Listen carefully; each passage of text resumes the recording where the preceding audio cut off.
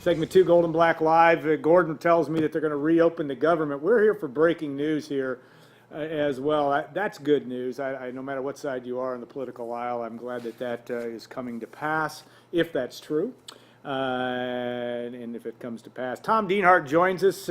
Tom, our newest football man, but also kind of like me. He's just a couple years younger, and we've lived a lot of Purdue sports memories over the years. Tom, is it any warmer? It's about 5 degrees here. What's the temperature in St. Louis? Yeah, about the same here. I think the old cold snap has enveloped the entire Midwest, Alan. So it's that time of year, buddy. That's what makes basketball great. So many memories of walking inside to a warm Mackey Arena from that cold West Lafayette winter and enjoying some great basketball over the years. And you were not. Oh, did you? No, because you were born in '65, as I recall. So you'd have been about a. Did your parents ever take you over as a? When was your first game in Mackey? I guess I should just say. Well, my first memories. My first favorite player was Bruce Parkinson. Yeah. And that mid-'70s era. And then, of course, really growing up with Walter Jordan, Eugene Parker, Wayne Walls.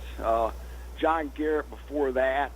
So that late 70s area with Jerry Cece, and of course when I was a freshman in high school, 79-80 at West Lafayette High, that was the year Purdue, of course, went to Market Square Arena and played in the Final Four with Joe Barry Carroll. So yeah, a lot of great memories. All right, now and Brad Kern's done such a good job of loading up some photos. I was going to throw up, if you've got the one of Arnett Hallman, which is the single, it's the only black and white one I sent. If you put that on the screen, we're going to talk about a memory. We're talking Purdue-Michigan State basketball right now, and I don't know how easy it's going to be for Brad to find that picture, but if he does, he can throw that up there, and we'll talk about the fact that. I don't know whether you were at that game in January of 1979, but the Purdue-Michigan State rivalry, or at least the lore, of course, Michigan State went on to win the national championship that year, but Arnett Hallman hits that game winner.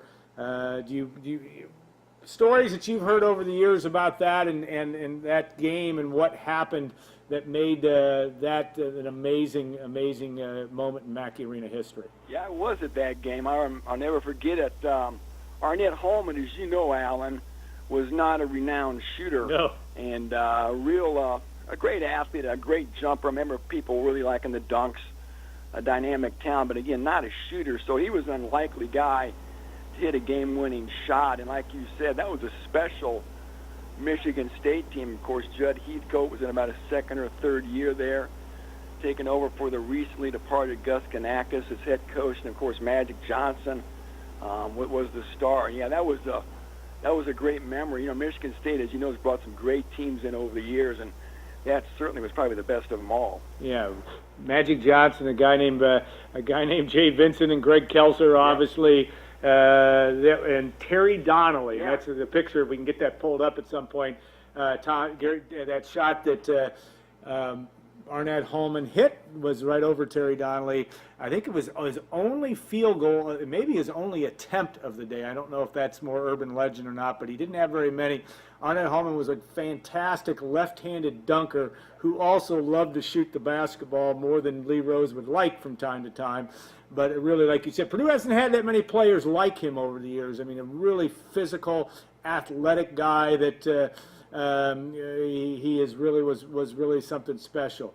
Now, you've done some research, and it's on the site, and with respect to Purdue, Michigan State, the Boilermakers, Matt Painter has had some success against top 10 ranked Michigan State teams. I think we'd said he's 3-1 against Michigan State when the Spartans are in the top 10. The most recent win was 2016, and of course that was a game when Raphael Davis went off early in that game, hit kind of had a Rick Mount-esque performance in the first half, and then it went down to the wire because Michigan State took the lead. Biggie Swanigan, I believe, had a putback late in that game to get it to overtime, and then Purdue somehow survived. I think they threw the ball into A.J. Hammonds. I mean, he may have traveled. They didn't call it, but Purdue got away with a victory. And I don't know where you were. I think maybe at the BTN at that time, but any memories that you take from that game?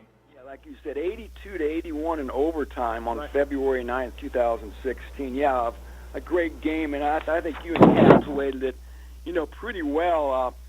That was an MSU squad that ranked number 8 at the time when they came in to Mackey Arena and went on to finish second in the Big Ten. So it was a good Michigan State team, and like you said, Alan, of all the top 10 teams that have come into Mackey while Matt Painter's been the head coach, he's done a great job against the Spartans, like you said, going 3-1. So we'll see if he can continue that luck against a MSU squad that's, of course, red hot, 18-2. They've won 13 games in a row, and Alan, they've won, I think it's 21 Big Ten games in a row. And to see them eviscerate Iowa like they did last night, they got down, I think, 50-42 in the second half, and then just roared by the Hawkeyes. We all know how good they are because Purdue played them earlier this year in East Lansing, so it's going to be a great litmus test for a hot Purdue team. Yeah, and I don't know, like I said, Brad or Gordon, if you can roll, if you have any photos to roll up, put them on up there, and we'll talk about them as we go. But I think that there's the Arnett Hallman shot we're taking, the first one that we had gone back and talked about. Hallman hitting that shot over Terry Donnelly, 1979. And as you may recall, and maybe you don't, but you have a pretty good memory of this stuff. And I was a basketball manager at the time. The Boilermakers had a victory lap after that game. Went in the locker room, came out, and that's the only time I've ever seen them do that. And Lee Rose and squad brought him up there and did that as well. Another shot here, Chris Kramer and Drew Neitzel. And this is the 2008 game. And a big game because that was the baby Boilers. That was the 4 freshmen, and of course Chris Kramer, a sophomore that season, but was really in the middle of a hot streak. Had lost to Michigan State earlier in the season, but came back and beat the Wolverines. Keaton Grant here, as you see, going up for a layup. I don't know where you were in the world in 2008, but that Purdue basketball team at that time in 2008 and 9 had some terrific battles with Michigan State everywhere you turn. 60-54 win that year, and that was a Michigan State team that went on to the Sweet 16. So Izzo hasn't had very many bad teams. You all know that. And like you said, that was a nice win at the time for Purdue. And again, like I said, Alan, having you reminisce a little bit about the 78-79 team got me thinking a little bit about Michigan State when I was a student at Purdue. It was in the mid-'80s, 83 to 87. And of course, Scott Skiles was the Michigan State star at that point, the Plymouth, Indiana product. And, boy, he came down and really lit Purdue up a few times, and it was a great talent. It was the kind of guy that I wish Purdue could have gotten. Yeah, this is a great picture we're looking at here. This is, I think, the 2016 game. Matt Painter looking like he's mad at A.J. Hammonds. He's actually kind of pushing or hitting him on the back, congratulating him, and Isaac Haas and A.J. Hammonds. Hammonds had a huge game in that 2016 game, or at least made some important plays at the right time in A.J.'s senior year. And, again, an extremely important win. A.J. Hammonds had 13 rebounds, 19 points in that game. Davis had 24. You see Davis kind of celebrating, I think, after an and one there. Tom Campbell photo, 24 and 7 in that game. And, of course, the Boilermakers surrounding Ray Davis after that wins Billy Swanigan's freshman year, and of course that was Dakota Mathias. This Ryan Klein actually got in part, hit a big three. This is the three he hit in that game as well as a freshman. The shot looks the same. We should have had Rick Mount evaluate it from there. It looks pretty good that where his hand placement is, but Ryan Klein has spent 4 years shooting the basketball well for Purdue. Yeah, and the only time under Matt Painter that a top 10 Michigan State team has left Mackey Arena with a win was in February of 2012. So again, Painter's 7-10 overall at home, Allen, against AP top 10 teams. And like I said, his success against the Spartans has been among the best, and it'll be fun watching him match wits here with Izzo on Saturday. There's so many fun matchups. They're going to get a different look at Travion Williams. He's developed so much since the last time Michigan State played Purdue, so it's going to be fun watching Williams, of course, battle Big Nick Ward for the Spartans. Yeah, I think that's going to be an interesting storyline because, yes, Purdue's had some time to get ready for Michigan State, but Tom Izzo will be doing some of that as well in terms of preparing his team for Travion Williams, et cetera, and that will be one of the many storylines. Going back, again against top 10 teams in Mackey, Gene Cady, I think you looked up 15 and 18 all time as well. It's hard to win games against top 10 teams, and Tom, that history goes all the way back in the building, of course, to the first game in Mackey Arena. The first top 10 team to show up in Mackey Arena was the first game in the history of Mackey Arena. Of course, number 1 UCLA and Purdue, and of course the Bruins get out of that game against Rick Mount and company with a 73-71 win. But there have been some classic games, even in losses. I can remember we've talked about the IU games over the years, but this is there have been some great talented teams and some teams that not great Purdue teams that have beaten top 10 teams in Mackey.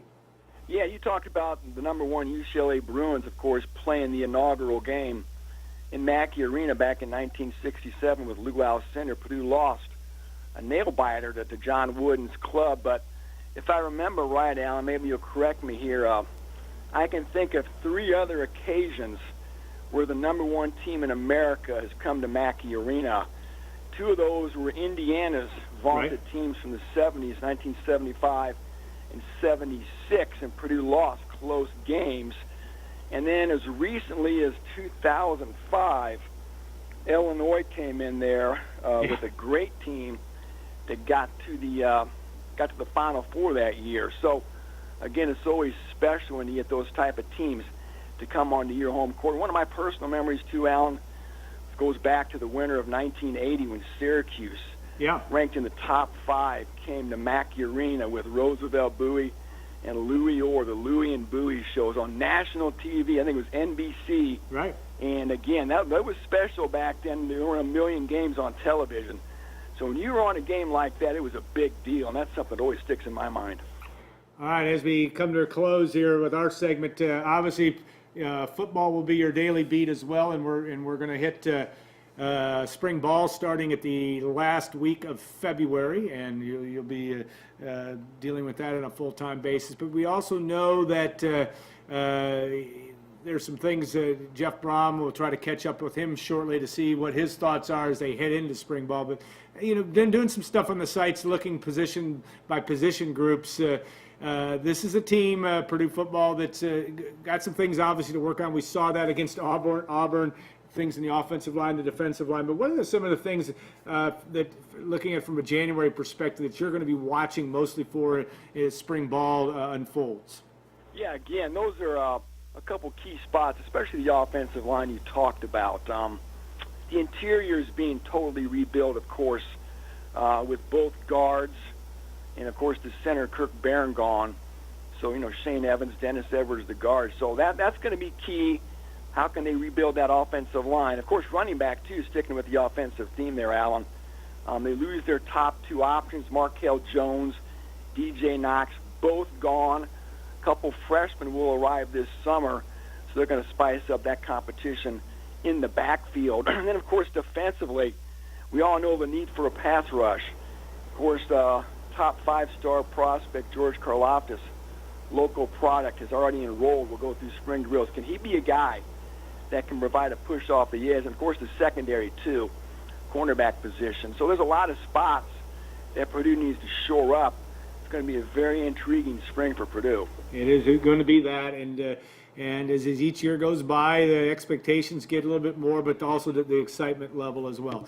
All right, Tom, stay warm over the weekend, and we'll look forward to seeing you up here next week. And appreciate all your efforts on some of the research for Purdue, Michigan State, et cetera. Interesting read on the site as we get ready for what will be, in my view, one of the great environments in Mackey Arena. Should be, at least on Sunday. Weather's going to be cold. Just a perfect setup. Michigan State's playing extremely well. Purdue's playing well. Something's got to give, and we'll find out from Brian Newbert in the next segment his thoughts on that game and where the Boilermakers might be mentally heading into that big showdown on Sunday afternoon. So take a 2-minute break. We'll bring Brian in, and we'll look forward to seeing you in a couple minutes on Gold and Black Live.